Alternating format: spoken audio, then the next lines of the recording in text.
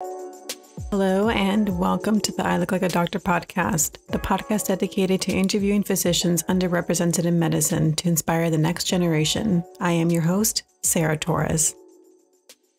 On this week's episode, we have Dr. Marco Angulo. As the Medical Director of Medical Education and a faculty member of AltaMed's Family Medicine Residency program, Dr. Marco Angulo brings an invaluable combination of experience and perspective thanks to his background of working with and training residents in a federally qualified health center setting. He is committed to supporting and growing the program and helping create a strong workforce that is well prepared to serve the medically vulnerable areas of Southern California. His passion is personal since Dr. Angulo was raised there. Even before he became a physician, Dr. Angulo knew his life's work was to serve these communities. He graduated from the University of California, Berkeley with a degree in Chicano studies. He entered medical school at the University of California, Irvine, and participated in the program in medical education for the Latino community, which was created to develop physician leaders to address health disparities in the United States and beyond. Dr. Marco Angulo stayed on as a faculty member at the UCI Family Medicine Department, where he served as the Director of Diversity and Inclusion for the medical school and as the Director of the PreMed Residency program. Prior to joining AltaMed in 2014, Dr. Angulo also served as a Chief Medical Officer of an FQHC in Santa Ana. In 2016, UCI Health awarded Dr. Angulo the prestigious A-Rise Award for creating an innovative health navigation program focused on the needs of FQHCs. As a resident, he was awarded the AAFP Bristol Myers Squibb Award for Excellence for Graduate Medical Education. He was also inducted into the Gold Humanism Honor Society as a medical student and faculty member at UCI. In 2012, Dr. Angulo created the Health Scholars Program, one of the largest volunteer clinical experience programs in Orange County, dedicated to closing gaps in care and helping patients more effectively navigate the healthcare system. Dr. Angulo is an avid baseball fan, and his goal is to watch a baseball game in every Major League Baseball stadium. Currently, he has made it to 11 stadiums and 19 more to go. It is such a pleasure to have him on the podcast today. Hi, Dr. Angulo. How are you? Great, Sarah. Great to see you. Great to hear from you. Great to see you and hear from you too. So, how did your journey to medicine begin? Well, it was very non-traditional. And first and foremost, I wanted to say, man, it's just so great to see you doing this. It's really much needed. You have no idea how much you're needed in medicine, how much this is needed in medicine, and I just give you props because there's a deficit we really have to make up for, and we've been trying to do it for the past 20, 25, 30 years, and the needle has not moved. And I wanted to thank you for doing that. And a lot of what you're doing is my purpose in life, my passion, and I'll tell you a little bit about why it is. So I'm a very non-traditional physician, non-traditional medical student, non-traditional resident.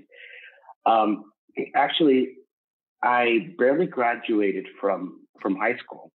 And I always look back and think, why did I barely graduate? What happened there? And I felt like looking back now, that it was very discouraging. And I didn't feel like I was very good at academics. I felt like my parents were from Mexico, and they both worked. My dad installed carpeting, and that he was my absolute role model. I loved my father. He's no longer with us, but I was thinking, well, maybe I could do something in that realm. And one thing I was really good at was playing guitar. Actually, using my hands to play guitar. And I thrived on that. So I continued to do it. And then I ended up saying, you know what, I'm going to actually forget school. I'm going to go ahead and become a professional musician.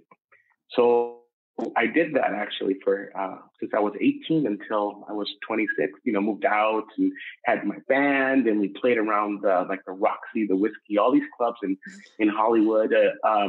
We actually recorded. And I thought this is what I'm going to be doing for the rest of my life. And then, things happen in your life, and you realize, and you hit rock bottom, and you realize all the people that were supporting you in your life are no longer there because somehow bridges have been burned, or somehow we didn't have this, things happen. Yeah. And when you hit rock bottom, you think, okay, now what's going to happen in my life? Where am I going to go with this? That's when, a family member reached out, and it was actually my brother. And he said, you know what, I know that your life isn't going as good. And I'll paint you a picture, Sarah. Yeah. I had a long goatee, long hair down to my butt. And, it just, my fingernails were painted black. I had, it was. It's so hard to imagine you that way still. Yeah. Yeah. And he said, why don't you go back to school? I think you can do it. And I was like, well, maybe I'll give it a shot. So he convinced me that I would be okay to go back to school, and there was no other way to go, because at this point right now, I was couch surfing. I was just, to make $1 to actually, feed myself. That was the dilemma that I had. So I ended up going back to school, and the whole family was like, "You're just wasting your time. It's, it's not in your cards. You didn't do so well in high school. Why would you want to go back?" Yeah. And so then after that, I went back and I fell in love with classes again. I fell in love with school. I couldn't believe that I was actually thriving in this environment. And it was back at East LA College. I started community college. And then I met up with people that were very active in the community. And one guy, his name is Yasser Hiron, now he's Dr. Hiron. He actually sat me down and said, "Hey, look," he goes, "we're doing this PreMed thing. The Latino community needs Latino docs." And I was like, "Are you kidding me? There's no way I'm going to be doing this." So hanging out with them, getting that environment, getting that, the spirit of the whole, you're involved in that, Yeah. the great mentoring that you're involved in. Yeah. All of a sudden, you're like, maybe I could do this. Maybe I could be a physician. And that's when things started to trigger. Actually, what really started to trigger is when I wrote my name. And I have students do this now. I wrote my name, Marco Angulo, MD. And can I interrupt you really quick for a moment? Sure. I do that because you taught me that. Oh, I do that. it's powerful. It is, right? Yes. It's powerful, and when you look at it, you go, "Oh, maybe this could be something that I can do." And when you start believing it yourself, magic starts happening. Mm-hmm. All of a sudden, it's a pre-med is probably the toughest thing I've ever been through. Yeah. Because there's, you're doubting yourself at all times. Right. You're thinking about like, wait, am I wasting my time? My family's like saying, why don't you do something else? Or they're saying, hey, time's passing by. And then, right. It's like you're walking a tightrope. Right. Yeah. Or like if you're a female, when are you getting married? When are you going to have kids? Like that's definitely some of the stuff I heard. And this never ends there, right? Because when you're getting married, right? So then you get married. When you're having kids, right? When you're having your second kid, when you're having grandkids, right? So it's like, it's tough. So everything's so unclear because you have to do these classes so perfect. You have to do the MCAT perfect. And it's a tightrope that you definitely walk. Right. With that being said, then there's these pre-med advisors that you go to, and you go to them very vulnerable. And you're like, can you help me get into medical school? And then you hear, most of the time you hear, oh my goodness, you're not going to go.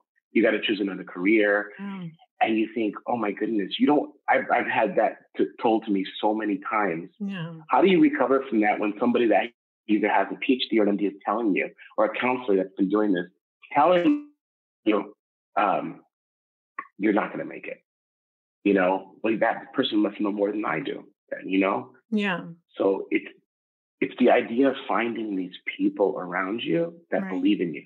Right. But first you got to believe in yourself. Because if you don't believe in yourself, it ain't going to happen. Right. Exactly. So the question that you asked me is like, why did you decide to go into this?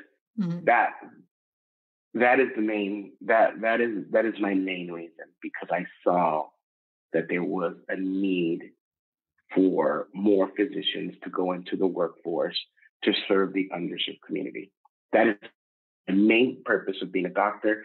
That is the reason why I wake up in the morning and go to sleep at night. What keeps me up at night is to make sure that these patients that remind me of my family members, remind me of my friends, that I see them and that I give them the best care possible. Right. And that's the reason. And I'll tell you one thing, and I feel that other doctors feel like this, like, I'm sure, Sarah, you feel like this. I do. Nobody can do it better than, nobody can do it better than me. Nobody can do it better than me. And I'm sure that you feel like that too. Nobody can do it. You saying to yourself, nobody can do it better than me, right? Than you. So we have it's just like a transference because everybody reminds us of our family members. And we go in and it's true. It's such a beautiful thing. Yeah. So that's the reason. I know. It's very beautifully said because I mean, even like now that I've started my rotations, I get asked like, well, what do you want to do? What specialty are you considering? And I always say family medicine. And I'm like, oh, why? So then I go into kind of like a short version of what you said towards the end there. And that's why I want to do it. And they're like, oh, like that's a noble cause. I'm like, no, it's a very much needed cause. Yeah, no, absolutely. I know, especially now, I mean, because of because of COVID, it's made us actually see the health inequities more than ever. Exactly. And it's made us see that people it was very, kind of uncovered. Now LA was our communities, Southgate, those were the last places to get tested. People are like setting up camp in Beverly Hills and Orange County. Yeah. So and I work for AltaMed, so I'm so proud to work for AltaMed. And I feel that we did a really good job saying, you know what, screw it. We got to get out there and we got to make sure we test everybody. Right. So we partnered with LA County, we partnered with Orange County, and we made sure that our communities are being tested because we wanted to be that voice of the community. So you see it now more than ever. Yeah, no, absolutely. Yeah. Even here too, like, so I don't even know how it had to kind of like delve into the many kind of like factors that like affect a person's ability to go and get tested, whether it's even available to them or like you're just plain working or having other family responsibilities that you have to do. Like it's not everybody can just work from home or go whenever they would like to. So absolutely, yeah, it's definitely. And to add to that, that was the difficulty for us because we had the testing centers, and then when somebody tests positive, you're like, okay, you have to isolate yourself, and you're like, well, who's going to bring home the money? Right. I'm going to lose my my place, or how am I going to feed my kids? Exactly. And then when you say, well, isolate house, wow, but there's no place to isolate. We live in a 1-bedroom. How do we do that? So right. These are some of the things for me that, broke my heart through this whole, have been breaking my heart through this whole pandemic, Right. So even like, which I have heard actually too, like some patients will probably think like, I did feel a little funny, but I didn't want to kind of come in and take a test because I knew what that would mean. That would mean I wouldn't be able to go to work and absolutely. I can't do that. Right. Right. Nailed it, yeah. Yeah. So, okay. Sorry. Going back to, I guess, a little bit more about your pre-med journey. I think it would be kind of helpful if we kind of went through, because the pre-med part of our journey is really, as you described it, just like very anxiety provoking. You're always very unsure of what you're doing or if you're even good enough. And so I kind of wanted to touch on like the MCAT, like what was your experience with that? And how did you feel that translated into your performance in medical school? Well, the MCAT is probably one of the most grueling times I've ever had, and I'll tell you why. It wasn't so much the exam itself; it was the idea of the exam, the idea of if I don't do well in this exam, my whole career is over. And that thought process for me really, I feel set me back, as opposed to thinking like, it's just an exam. I'm going to study for the proper way I should study, and I'm going to do it. I actually took it 3 times, and I feel It feels like I feel like I didn't do well all those 3 times. 3 times. In fact, I got a story for you, and I don't say this story much, but you may have heard it in our conversations. But actually, the night before I took my first MCAT, because I was older, I entered medical school when I was 36, right? So it was always the whole time thing. Am I going to be 70 years old and going to medical school? You always think that, right? Yeah. But I actually was like 32 or 33 or something like that. And I was thinking, man, time's passing by and I got to do this exam. Ended up, when I was studying for it, I ended up stressing out so much about the studying for the aspect of it. Which was my girlfriend at the time, my wife. She actually had to leave the house for a little bit and visit family because I was just, there was no sense of mental health in my life. It was just study, wake up, go to sleep, study. Yeah. Now looking back, that helped me prepare for the boards because I said, okay, workout time here, I could, meals are here, kind of a strategy. So that did help me for the boards and how to study for that. But as far as the first time I took it, I remember I was getting ready. I was at Berkeley. It was like still paper exam. It wasn't the computer yet. And we took it all in a big room together. It was like maybe 150 of us took it. And I fell asleep. I wanted to fall asleep. And all of a sudden my heart starts beating like crazy. And I'm like, what's going on? And then I've never felt that before. And it just I could hear it in my head. And it was like 10 o'clock, 11 o'clock, 12 o'clock, 1, 2, 3, 4 o'clock. I'm like, okay, I'm not getting any sleep. And tomorrow the exams are 8 o'clock in the morning. And I started panicking, thinking what am I going to do? And at 4 o'clock in the morning, I woke up my wife. And in Oakland, we were driving around to see if we could find something that could help me sleep at 4 o'clock in the morning. Oh my gosh. And there's nothing open. Yeah. And we came back home and I was like, well, maybe I can catch an hour's sleep for the most important test of my entire life. Yeah. And I ended up sleeping, took a shower, went to take the test. And when I was taking the test, the first part of the test, I was like, okay, I could do this. During the second part, which was right before lunch, it was the physics section, I was starting to fall asleep. All the pages were looking like if they were blurry together. And I remember reading a passage saying about, the ducks are flying and the velocity of, and I was thinking, wouldn't it be great to be in a park looking at ducks? And I was thinking, oh my God, wake up, this is the MCAT. And I said, you know what, this is not good. And she says 5 minutes, and it was about maybe 30 questions that I haven't answered. So I started bubbling and seeing all of them. And I'm like, this is a botched exam. And I went up to her afterward and I said, you know what, I need to go home. I need to leave. And she said, you can't leave. You have to take the whole test. And so I got to get out of here. And she's like, okay, tell me you're sick. Just tell me you're sick. And I'm like, I'm sick. She goes, okay. And she voided the test and I went out and, I was taking it with friends and they're like, where are you going? I'm like, I got to go. I don't feel so well. And I remember I was at Berkeley at one of the Strawberry Creek and I called my dad and, I'm up. And he's like, mijo, ¿qué pasó? And I'm like, I failed the MCAT. Yeah. I failed it. And he's like, oh, don't worry, come back home. There's another career for you. And you just feel like you let your entire family down.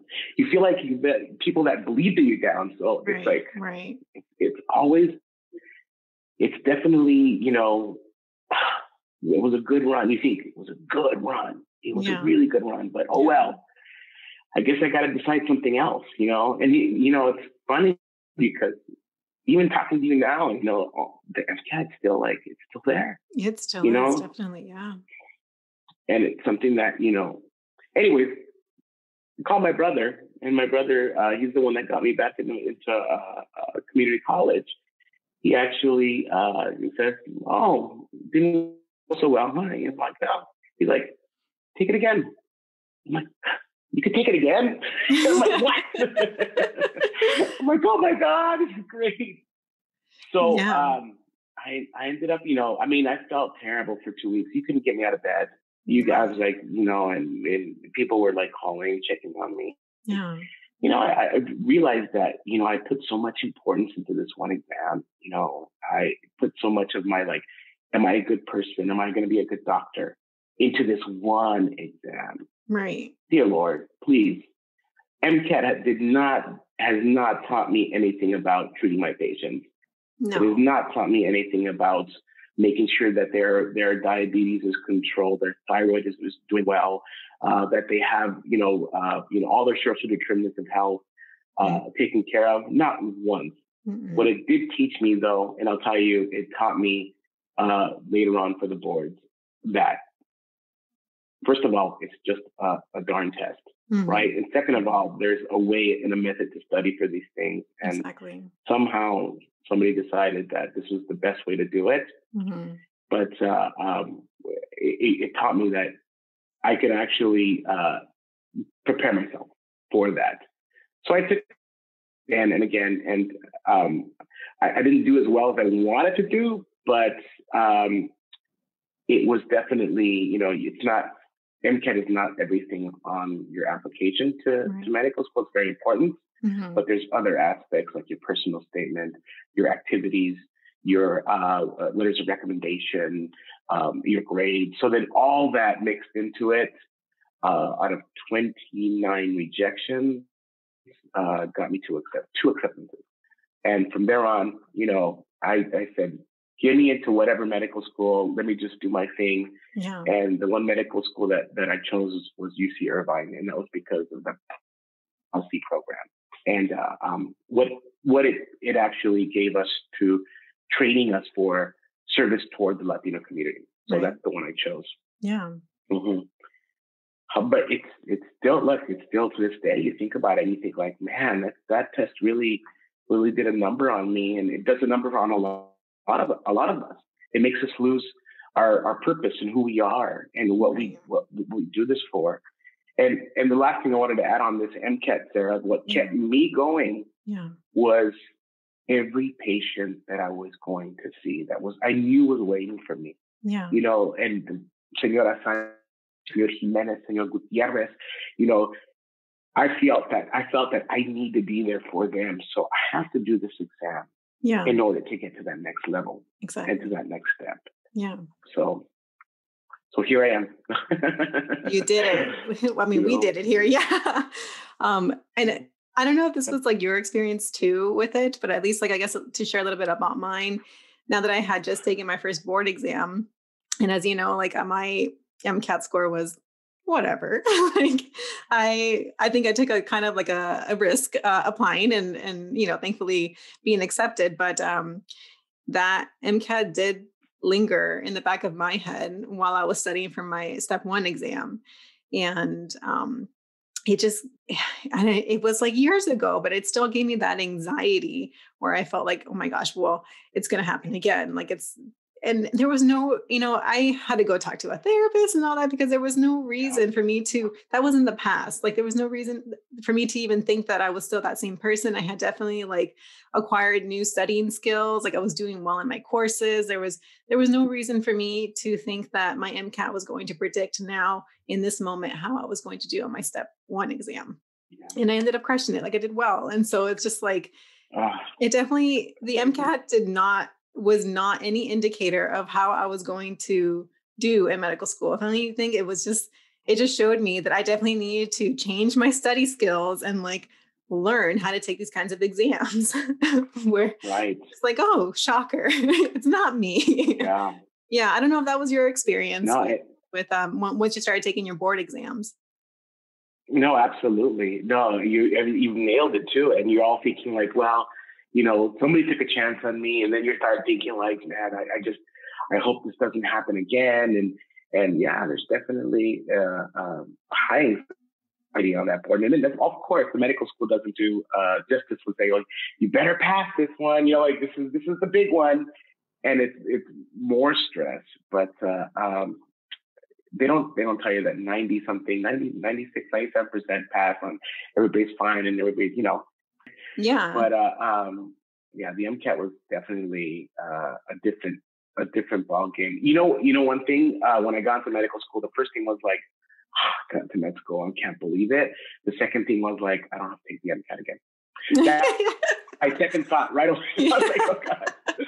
It's enough incentive. It's enough reason to celebrate. Yeah, you were not the only ones that have that feeling about that test. So it's definitely an obstacle, and it's an obstacle. And I think we're losing a lot of great docs.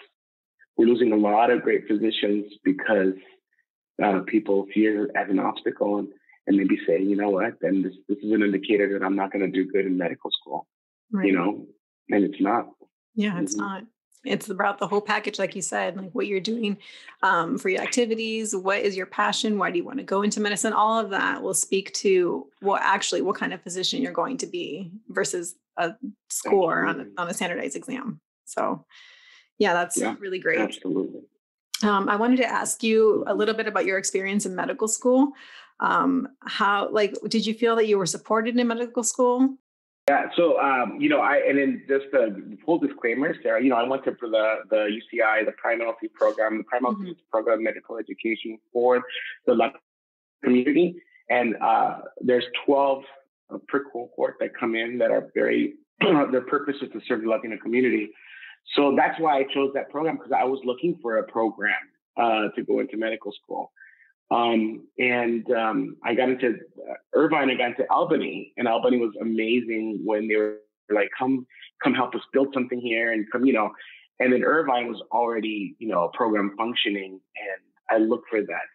Now, when I was there, as far as the school is concerned, there was a lot of support academically. Academically, it was, it definitely, if you go beyond the threshold of like the pass, no pass kind of a thing, and they'll notice, all of a sudden they'll send out like, do you need tutoring? Do you need whatever you need, we're going to get for you, Yeah.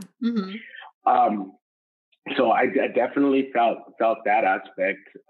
Did I feel that I was prepared for medical school, as opposed to my other classmates and everything like that? No, because I felt a lot of people in my school, they had, relatives, or they had parents, or they had their grandparents that were already physicians, and they had been living this profession for a long time, from generation to generation to generation. Yeah. And I was first generation. So I was just so confused about the whole thing and the whole process behind it. I wasn't supported in that way. I didn't feel that we had faculty that I could turn to that would understand what I was going through.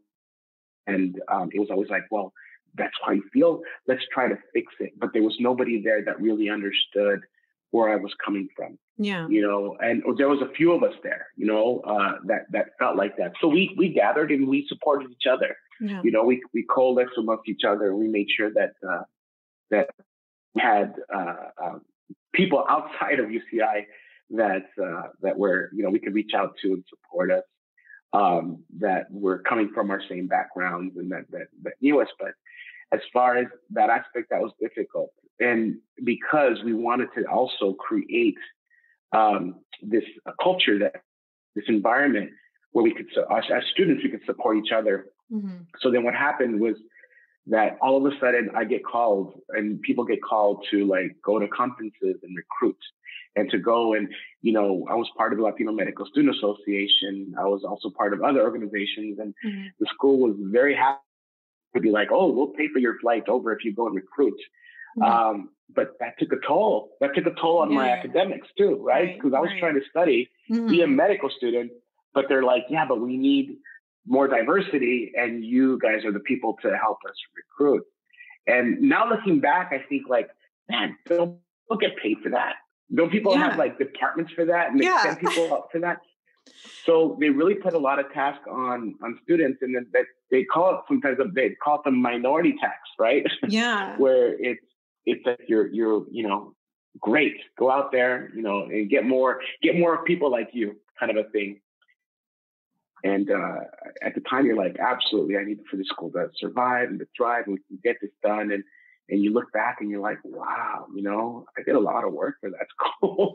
Yeah, but then it's also like a goodness. little bit unfair. Like because I definitely feel like we've experienced that here too. And I think it's probably not a situation that's like unique to your school or my school, but like, then it's like, well, why don't you put also as much effort in like recruiting some like diverse attendings or faculty as well as students, so that way we can feel supported. And when we go and like be like, hey, would you recommend this medical school? Yes, because of X, Y, and Z. Like, you got to give us reasons. No, absolutely. No, you're right. 110%. And there was no faculty. There was very little faculty that and then we could talk. I was faculty there as well, so I have a little bit of insight of what goes on as a faculty. Mm-hmm. But my goodness, it's just very difficult to recruit, because when you recruit, you want to make sure that as a faculty member you feel supported. And if you're not going to feel supported, then why go to a place? It's a recipe for failure. Right. But that was the difficult part of feeling supported. And not having coaching. I think first and second year in medical school are set up pretty much just didactics, like the learning part. Yeah. They try to throw in there like clinical experience, but they really want you to pass the boards, and then they're testing for that. Right. And it's definitely like a fire hydrant of information. Yeah. And you're like, what am I supposed to? All this stuff, I should get all this stuff down.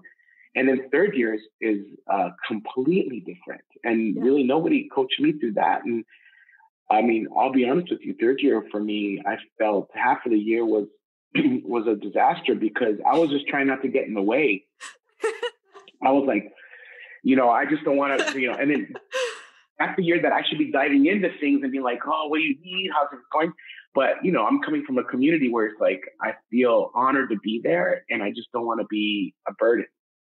But it's so funny that you say that, because I feel that way too, but is that not normal? No. So then, okay, that I'll now that I was an attending, I'll fill you in on third year, Sarah. Okay. And then how I started honoring third year. Okay, good. Because I definitely feel like sometimes I just kind of like, oh, I'm sorry. Like, oh, let me just get out of your way. Yeah. So I actually sat down with Jesus Ulloa. He's now a vascular surgeon over at, I think it's at UCLA. Nice, great guy, Dr. Ulloa. He was a classmate of mine, and he's first generation, but he figured this thing out quick. And he told me, he said, how's third year going? I go, it's a disaster. I'm barely passing my clinical. Nobody likes me. I feel like I'm a burden. You're like, I just was going down and I feel like I'm a visitor, in the rotations.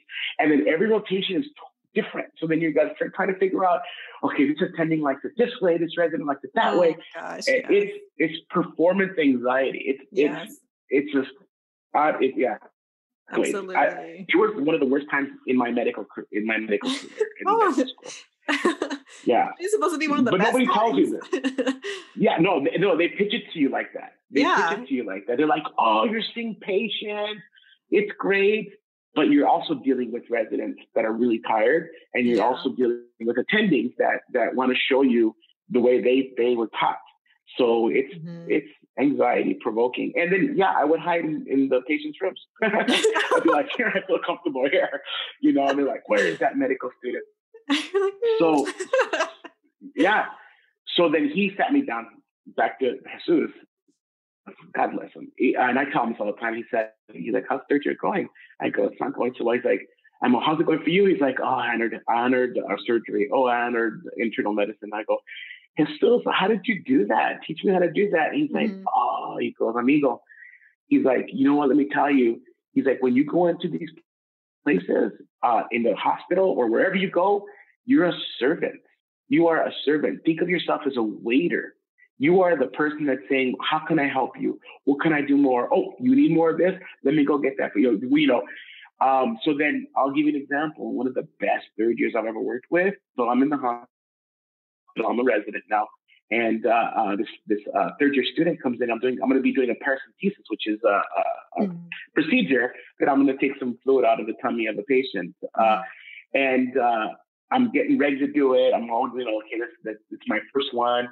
This third year medical student says, oh man, let me get everything ready for you, Dr. Angulo.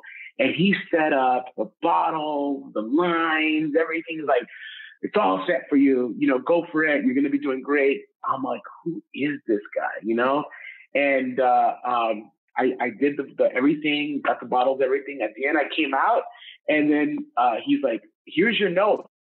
I kind of pre-ordered for you. I got it online and, kind of got templates out.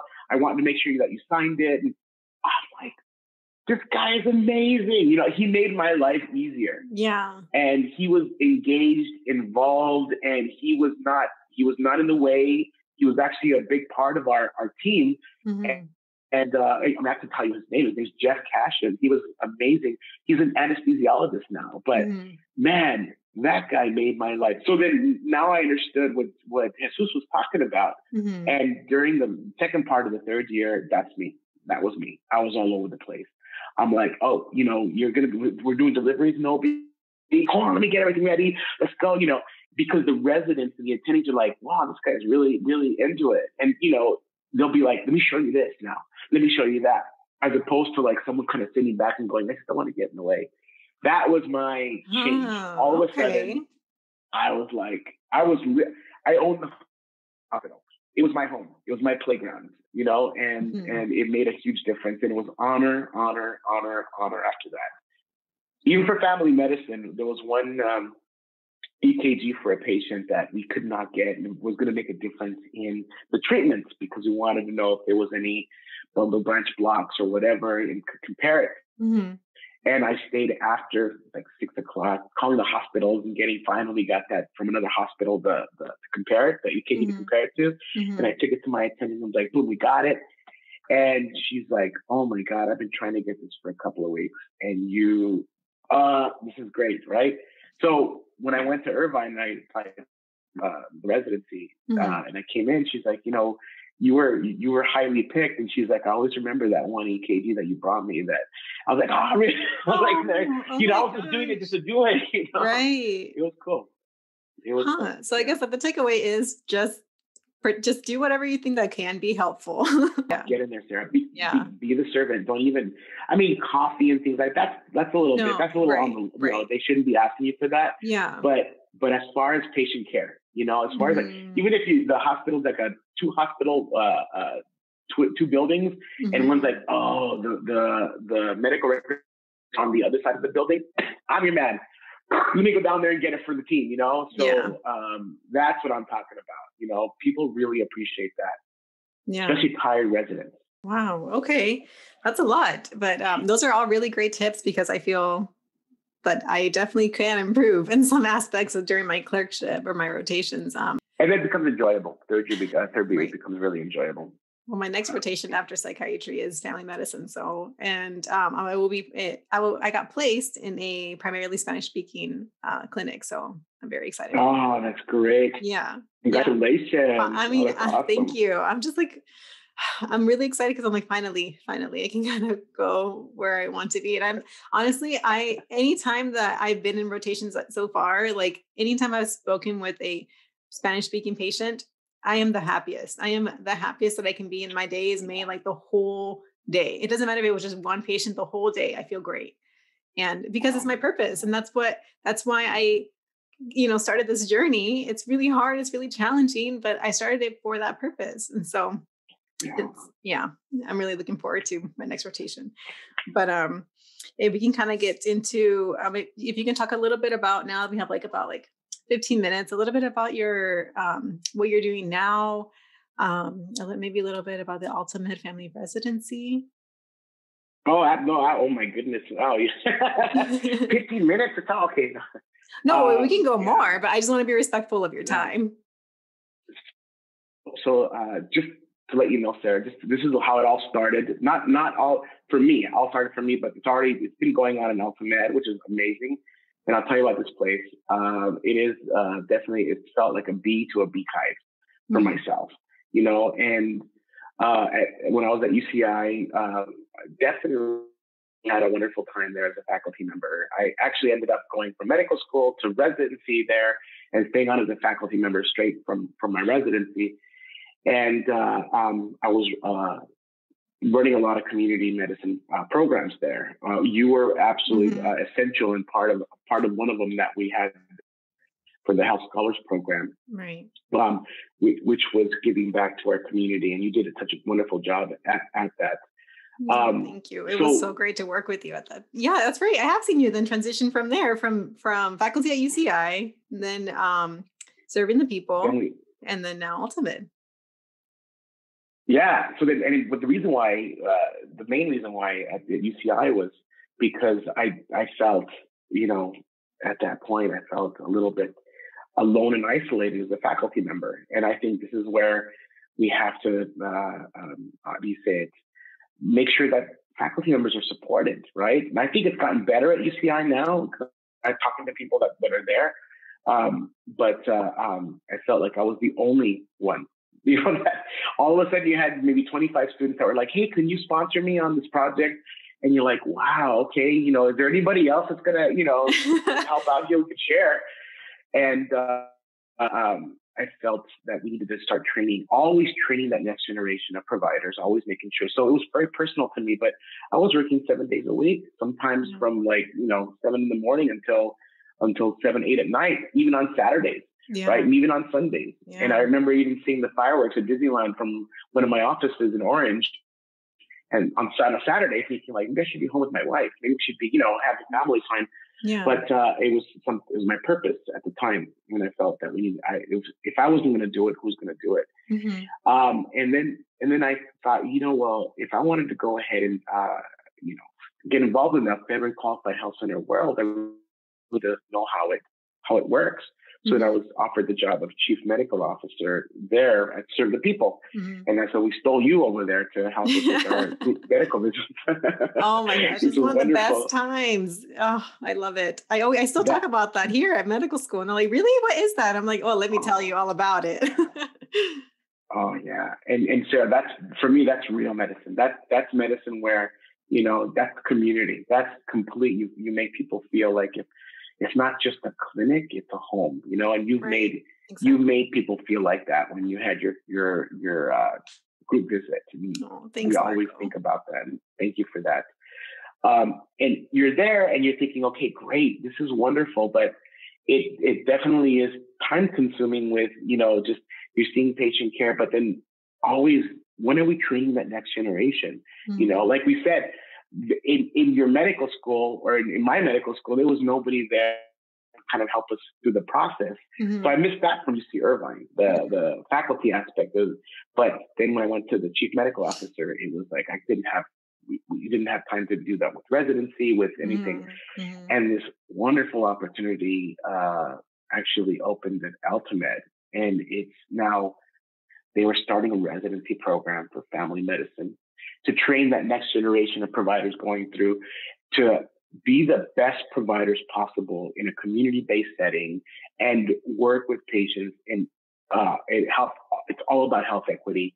It's all about lowering the barriers of social determinants of health, making sure that was our main priority.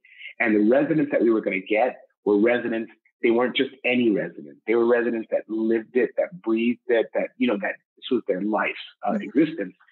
So that convinced me to say, you know what, I'm in 110%, and I can still see patients.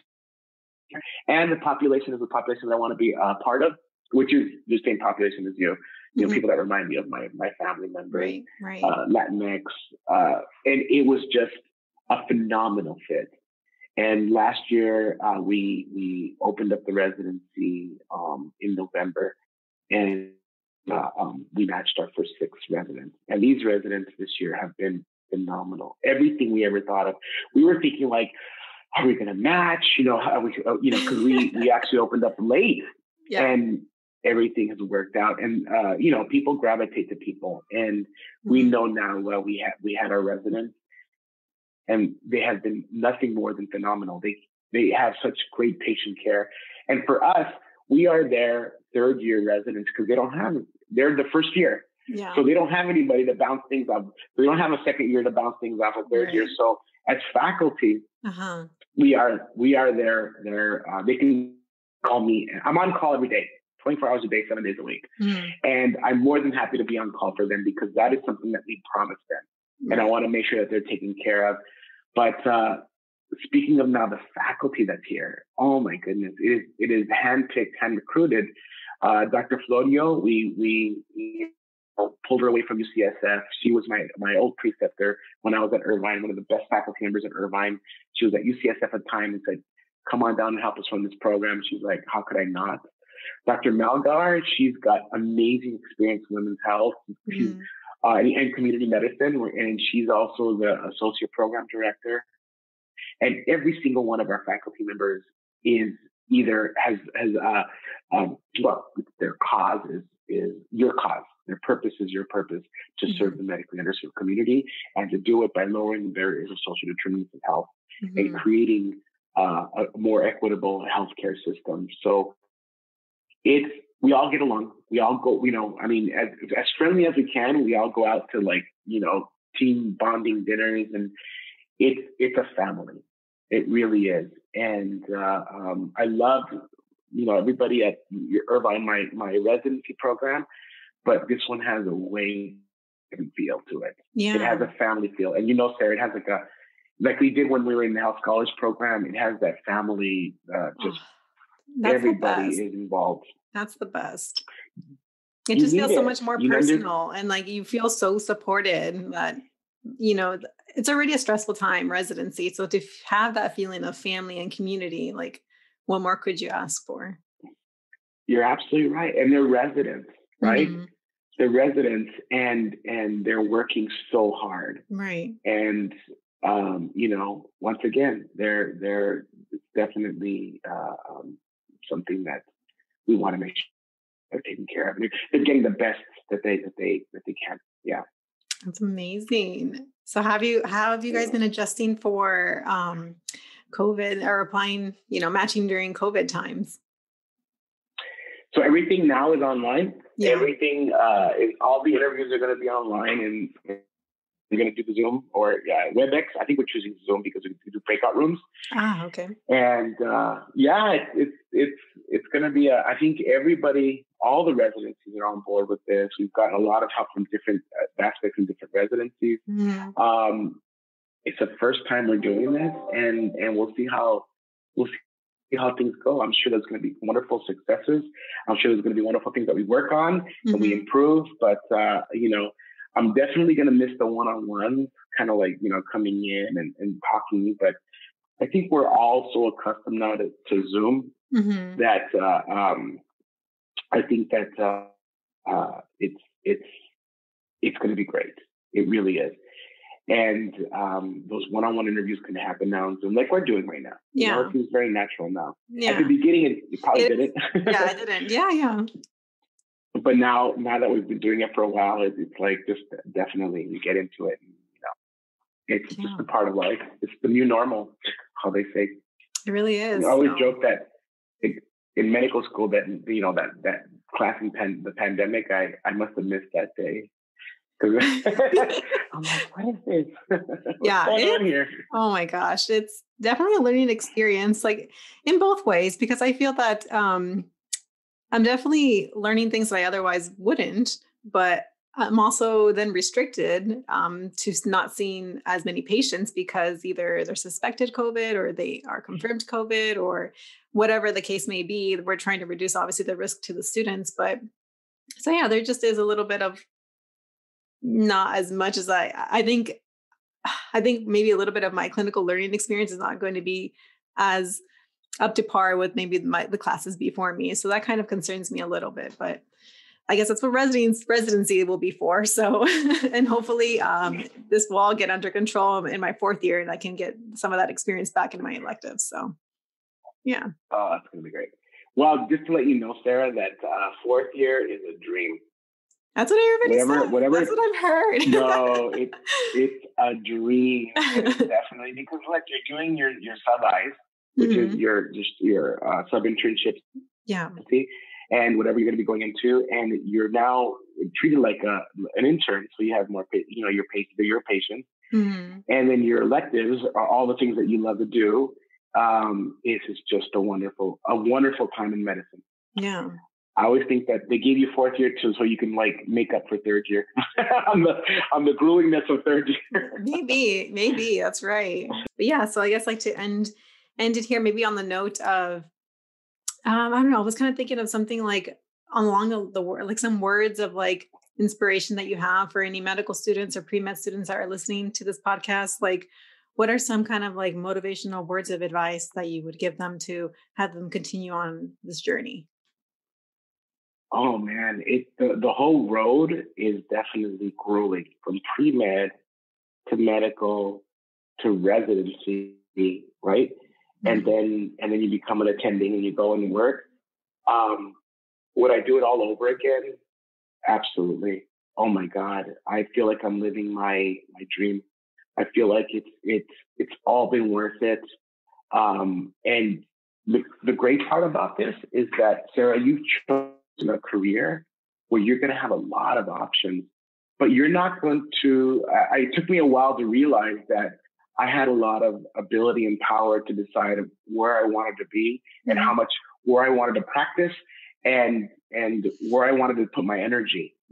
As a physician, you have that. If you want to see patients 5 days a week, you have that all for you. If you want to go ahead and do like pipeline, and this is what I do now, continue medical education and also see patients, you have the combination to do whatever you want to do and find that position where you're doing that. So what I'm trying to do is make sure that our docs at AltaMed and also you have the career of your dreams. So I feel like I found it. We got to do it. We got to make sure that you find that as well. And a lot of times, once again, you go through this process and you think, is it all worth it? Yeah. I cannot, every day I wake up, I cannot believe what I do and the impact that you can have on your patient population. And it never gets old to go into a room and to sit with the patient. And I have the ability to do that and to listen to stories that sometimes people, they don't even tell their wives or husbands. Yeah. And to try to be a part of that team and to try to do the best for my patient, man, that is magic. Yeah. I can't even express how wonderful that feeling is. And you do it every day. And when it, that's, I'll leave you with that, but it's completely completely worth it. That's great. Yeah. I think that's what we all need to hear, honestly, because I've definitely had those moments like, oh my gosh, is this worth it? Why am I doing this? And then when you come back to your purpose, you're like, all right, let's keep going.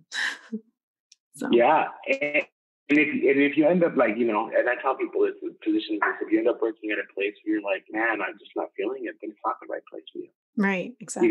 You have to find that place. Yeah.